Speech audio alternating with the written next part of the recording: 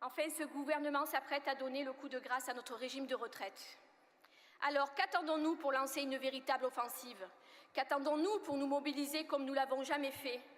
Qu'attendons-nous pour acculer le gouvernement afin que les syndicats remportent une véritable victoire sur le pouvoir d'achat? C'est aujourd'hui que nous devons sauver la fonction publique. C'est ce congrès qui doit lancer l'assaut. C'est vous, c'est nous, c'est Force ouvrière qui doit sonner la charge afin qu'un véritable raz-de-marée social inonde la France. Comme on nous l'a imposé, nous avons participé à tous les groupes de travail sur ce sujet.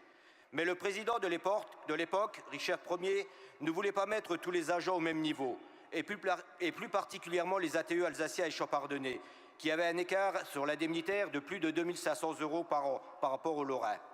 Une intersyndicale de toutes les OS de la collectivité s'est créée.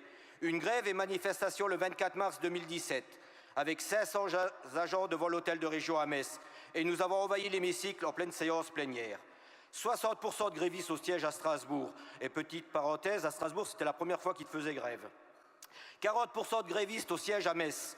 Le président a cédé et tous les agents ont été mis au même niveau que les Lorrains. Nous nous fixons tout le temps des objectifs. On peut dire par moment on est un petit peu rêveur ou autre, mais pour moi, ça se concrétise. Il y a celui de 1000e adhérent à Force ouvrière mairie de Lille. Et on y travaille, on n'est pas loin. Il y a celui de gagner les élections et on l'a fait. Nous nous battrons tout en nous inscrivant dans un dialogue social, constructif et ouvert.